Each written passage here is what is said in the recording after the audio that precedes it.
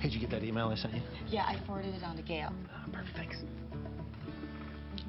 Okay, so your approach worked. But what if it didn't? What then? I would use breakthrough technique number 2. Breakthrough technique number 2? How's that work?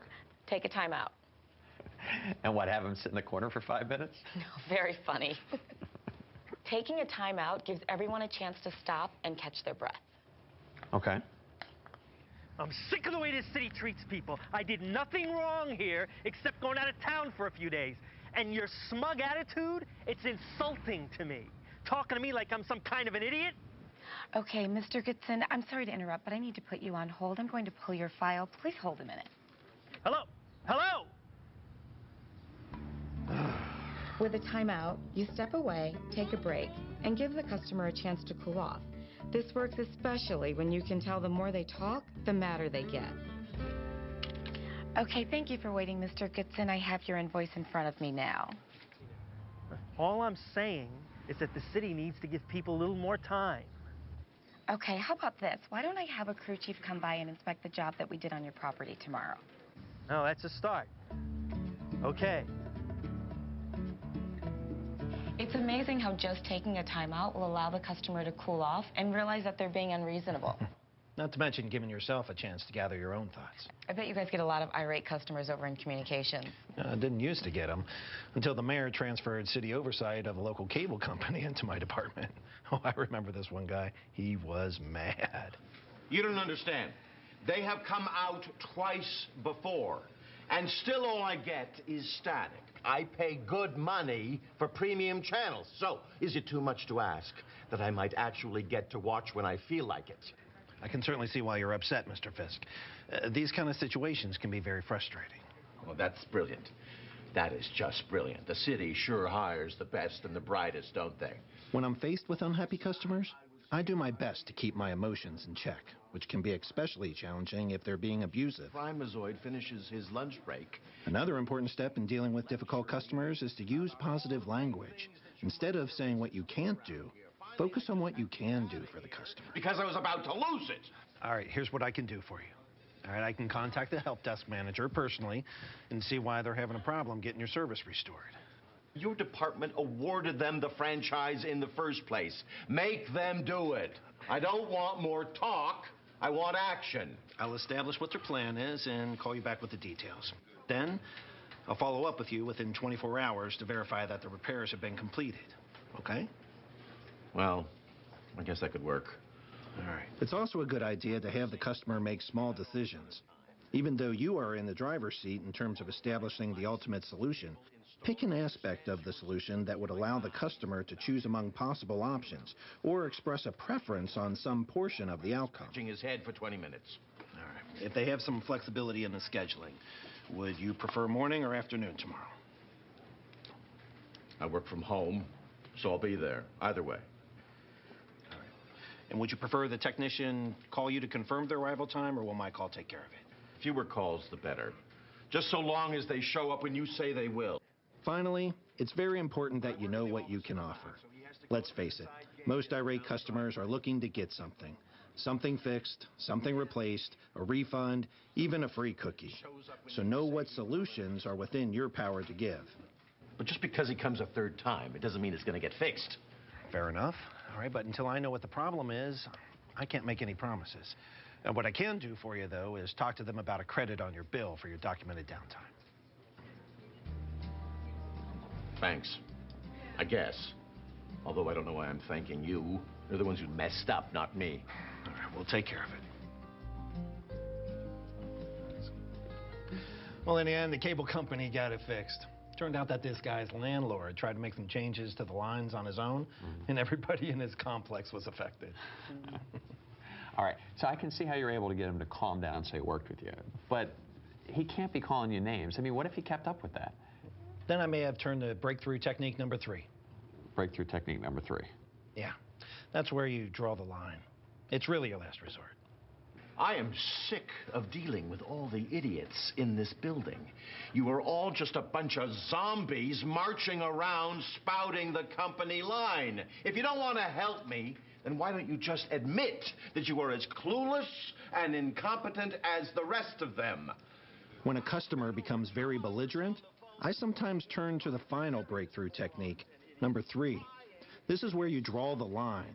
If the customer cannot calm down or is really unreasonable or abusive, they need to know that you will not be able to go any further unless they show more respect. But this is not an excuse to lash back. You still have to remain calm and polite.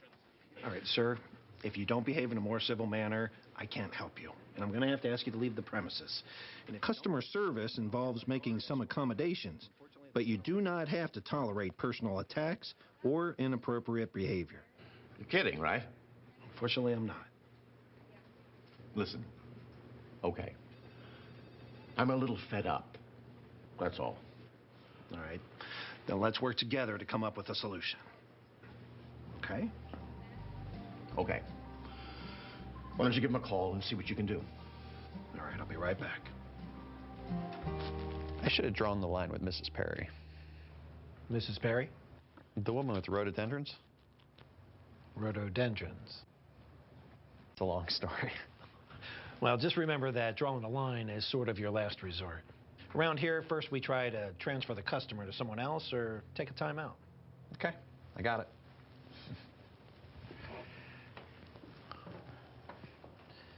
Well, I appreciate the training session. But you guys know it's one thing to hear you guys talk about it and another to actually do it in real life. Hey, Brandon, someone's here. A resident wants to talk to you. Who? I don't know.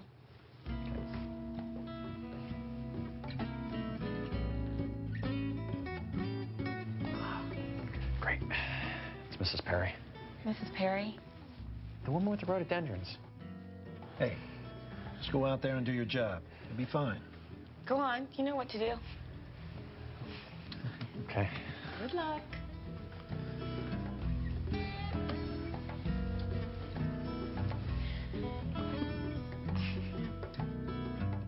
Greet the customer in a friendly manner. Hello, ma'am. How are you doing? I just went home to check on the plants again. Still dying, and it's not a pretty sight. Try to connect in some way. It's cooled down a bit. I hope that's helping.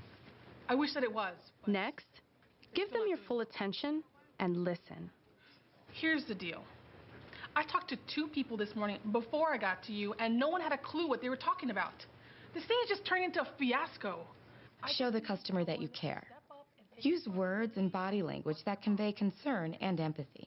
I understand how you can be a little disappointed if you thought that you weren't getting anywhere. And if it is warranted, it's important to apologize. Mrs. Perry, I know I didn't handle our earlier interaction very well, and I want to apologize for that. Fine. Apology accepted. But how are you going to take care of this? Next, you need to learn more about exactly what happened and get the customer working with you to solve it. To accomplish this, ask short, guiding questions to clarify the situation. We usually send notices before we start any work. Do you remember getting anything in the mail about your trees needing to be trimmed? Well, maybe a couple, but I didn't really read them. Honestly, I didn't think they'd just come in and do it. What day did you say your trees got trimmed? Last Friday, they started first thing. Must have been 7:30 a.m. Find something to agree with. This puts you on the customer's side. Oh, that's early. I didn't think they started before 8. Tell me about it. As you work with the customer to find a solution, remember to use positive language. Well, let me start by giving you this guide to city services.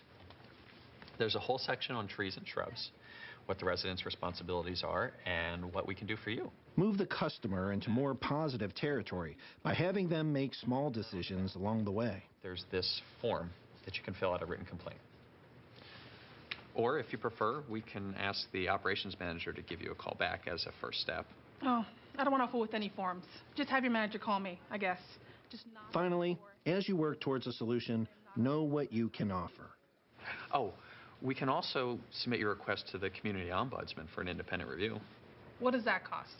Oh, it's a free service for handling citizens' complaints. Well, I might not need to go that far. Tell you what, then. Why don't you go over that information, and I will ask the operations manager to give you a call as soon as he gets back in the office. That sounds fair enough. Thanks for your help. You bet.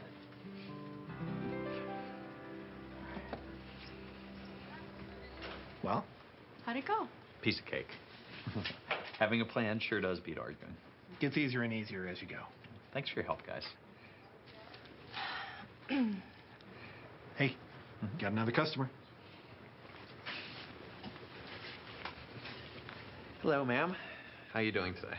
Not so good. I've been here for half an hour, and I have a really simple question. I'm not getting any answers. I'm sorry. I'll try and help you out. What's your question? I actually called yesterday, and they told me to come in personally.